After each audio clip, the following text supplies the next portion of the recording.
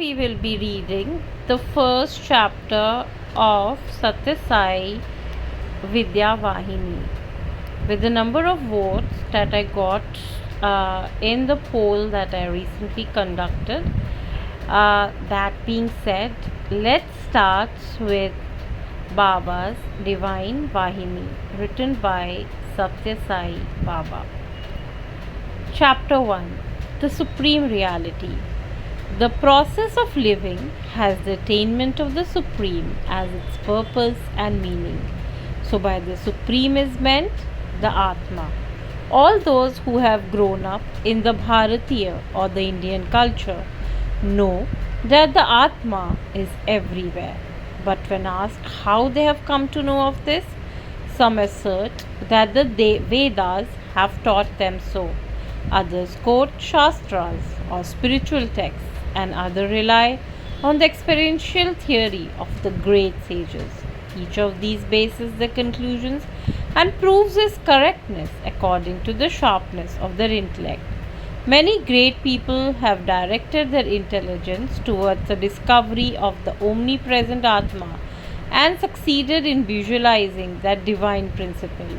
In this country, India, those who have tried earnestly to pursue these goals have had evidence of their successful realization placed before them by preachers, pundits, or scholars, aspirants, and ascetics. However, among millions of people, we can count only a few who have been able to visualize the Atman or the Self in all.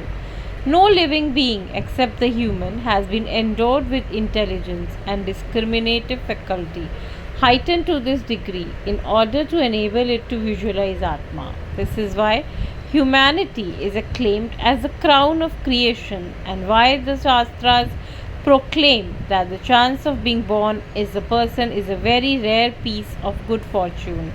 People have the qualifications needed to seek the cause of creation. They have in them the urge and the capacity. They are utilizing the created universe for promoting their peace, prosperity, and safety, and they are using the forces and things in nature from promoting this happiness and pleasure. This is approved by the Vedas.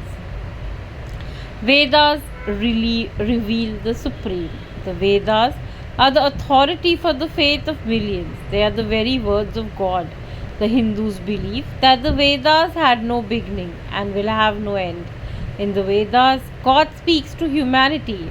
They are not books written by authors, they are revelations conferred by God on many inquirers of the way of earning the supreme goal. They existed before they were revealed as valid paths and will continue to be valid even if people forget the path. They did not recognize at any period of time, nor can be effaced at some other time. The Dharma that the Vedas allows us to glimpse is also without beginning or end, for it refers to the supreme goal. Of course, a few may argue that it may be conceded that the dharma relating to the supreme goal has no ending. Surely it must have a beginning. The Vedas declare that the cycle of creation, dissolution, has no point where it begins and no point where it ends. It is a continuous wheel and there is no change in the quantum of cosmic energy, either increase or decrease. It is ever the same, ever established in itself. The created and the creator are two parallel lines with their beginnings known and their ends incomprehensible. They are moving at equal distances from each other and forever and ever. Though God is ever active, His will and power behind it are not clear to the human intellect. The Supreme, according to the inheritors of the Bharatiya culture, is vastness itself. It rises to the high skies and roams free in that expanse. It was declared that in clear terms long prior to the historical period. Study of the concept of the Supreme and propagation of the concept suffered serious setbacks in the country of the history, but it has confronted each of these setbacks with success and is today asserting itself alive and alert. This is proof of the innate strength of its revelation. The concept of the supreme goal, as laid down in Christianity, Judaism, Zoroastrianism, endeavors to subsume into the categories of the Indian concept and transmute us as fact of ourselves. But the Indian concept did not accept an alien status in its own birthplace. On the other hand, it clarified for those religions themselves their own concept of the ultimate, emphasized the unity of all viewpoints, and established cordiality on the basis of the absence of difference. While the stream of knowledge regarding the supreme goal discovered by the Indian states flowed on, concepts of other faiths remained as pools beside it. In India, many sects were born like mushrooms from out of the main faith. They tried to pluck by the root or to cause mortal damage to the basic concept of Hinduism regarding the reality, the supreme. But as in a terrific quake of land, the waters of the sea recede only to return with thousandfold fury, roaring back upon the shore. It has seemed to quit. The stream of Indian wisdom was restored to its pristine glory when it rose above the confusion and conflicts of history.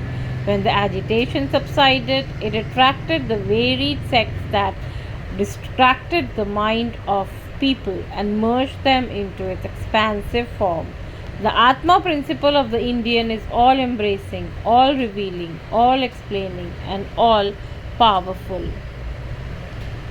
So, here we stop with the part 1 of chapter 1 of Satyasai Vahini.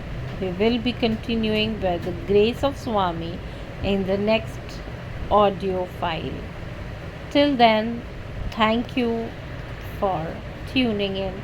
Have a blessed time and don't forget to subscribe to Celestial Abode.